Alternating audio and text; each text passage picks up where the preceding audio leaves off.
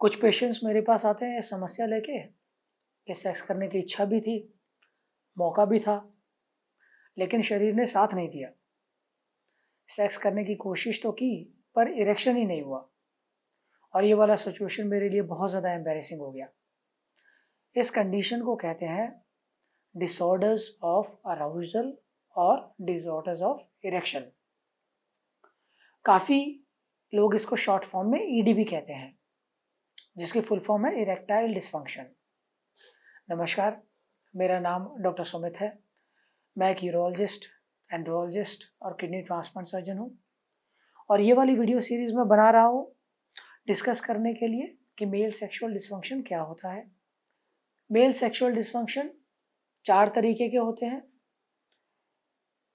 जिनमें last video में हमने डिसऑर्डर्स ऑफ सेक्सुअल डिज़ायर के बारे में बात की थी और आज हम बात कर रहे हैं डिसऑर्डर्स ऑफ अराउजल या इरेक्टाइल डिसफंक्शन के बारे में।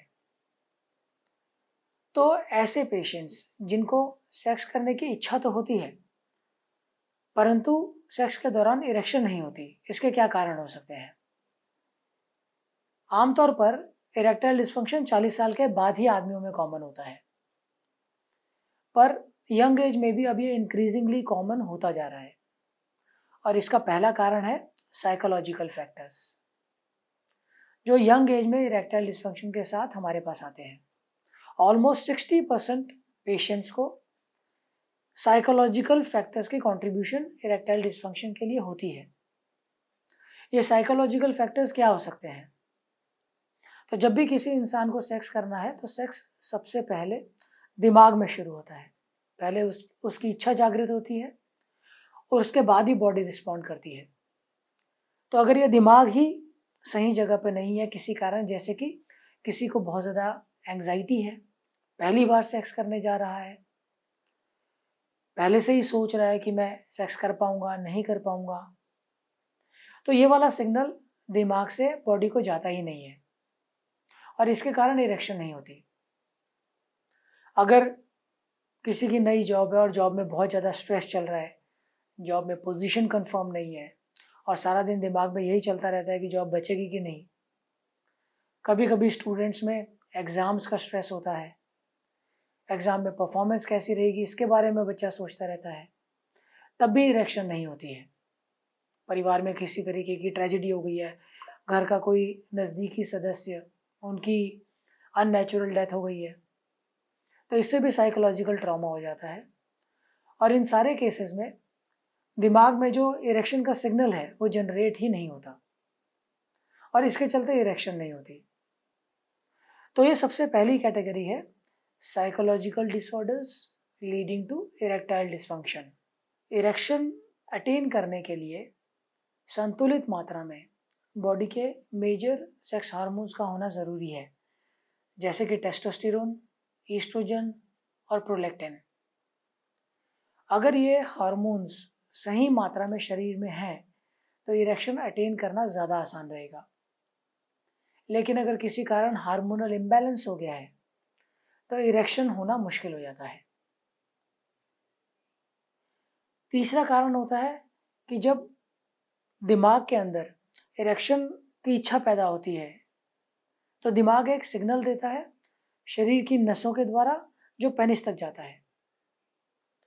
अगर ये नसें किसी कारण डैमेज हो गई हैं तो दिमाग से ये वाला सिग्नल पेनिस तक पहुंच ही नहीं पाता। इसके कई कारण हो सकते हैं, जैसे कि किसी इंसान को डिस्क प्रोलैप्स है तो ये वाली डिस्क निकल के मेरुदंड की नसों को कंप्रेस कर रही है, जिसके कारण पैरों में सूनापन भी हो सकता है और साथ में इरेक्शन की समस्या भी हो सकती है। कभी कभी एक्सीडेंट के चलते कोई स्पाइन की इंजरी हो गई है तो इस कारण भी नसों में कंप्रेशन हो सकता है। तो अगर ये नसें स्पाइन में कंप्रेस हो गई हैं तो सिग्नल ब्रेन से पेनिस तक नहीं पहुंच पाता। चौथा कारण होता है कि मेन नर्व्स या नसों की समस्या। अगर किसी को लॉन्ग टर्म डायबिटीज है तो डायबिटीज के चलते एक कंडीशन या कॉम्प्लिकेशन हो जाती है जिसको कहते हैं डायबिटिक न्यूरोपैथी। इसमें नर्व्स डैमेज होना शुरू हो जाती हैं और मेरुदंड से या स्पाइनल कॉर्ड से पेनिस तक या इंद्री तक जो नसें जाती हैं, वो वाली नसें डैमेज होने के कारण इरेक्शन नहीं होती। कुछ और बीमारियां भी हैं जिनके कारण ये नसें डैमेज हो सकती हैं, जैसे कि मल्टीपल स्क्लेरोसिस। अगर ऐसा कोई कारण नसों को डैमेज कर रहा हो तो भी इंसान को इरेक्शन नहीं हो पाएगी। पांचवा कारण होता है कि पेनिस के अंदर जो खून की नसें हैं वो नसों में खराबी आ गई है। पहला कारण ये हो सकता है कि पेनिस के अंदर जो खून ले जाने वाली नसें हैं वो नसें पतली हो गई हैं, उनके अंदर कोलेस्ट्रॉल जम गया है। ऐसा आमतौर पे उन लोगों को होता है जिनके ब्लड में कोलेस्ट्रॉल की मात्रा बहुत ज़्यादा है। तो ये ब्लड में जो ज़्यादा कोलेस्ट्रॉल है ये खून की नसों के अंदर भी डिपॉजिट हो जाता है, और ये डिपॉजिट होने के कारण खून की नसें संकरी हो जाती हैं और पेनिस के अंदर ब्लड फ्लो पूरा नहीं होता। ब्लड फ्लो नहीं होता, इसके कारण इरेक्शन भी नहीं हो पाती है। ये वाली स्टेटमेंट भी कही जाती है कि erectile dysfunction it is a harbinger of upcoming cardiac event. कहने का मतलब है कि अगर किसी को इरेक्टाइल डिस्फंक्शन हो रहा है खून की नसें कमज़ोर पड़ने के कारण, तो इस इंसान को हार्ट अटैक होने की संभावना 3 गुना ज़्यादा है। किसी को अगर यंग एज में ऑलरेडी कोलेस्ट्रॉल की प्रॉब्लम हो रही है तो हार्ट का चेकअप करवाना बहुत ज़रूरी है।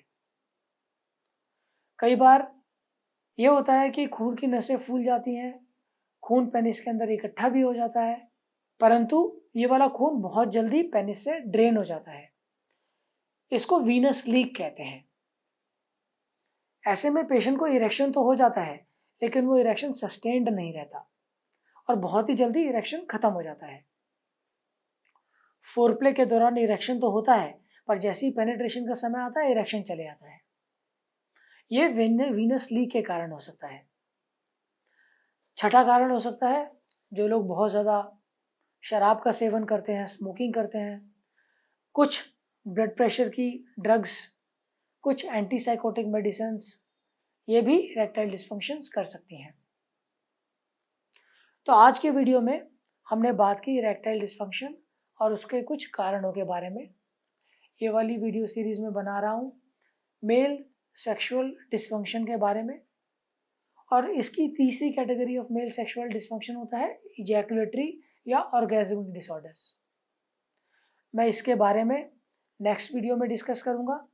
तो ये वीडियो सीरीज़ अगर आपके लिए यूज़फुल है तो प्लीज़ वीडियो को लाइक कीजिए, चैनल को सब्सक्राइब कीजिए, और अगर किसी को आवश्यकता है तो ये वाला वीडियो उसके साथ शेयर कीजिए। धन्यवाद।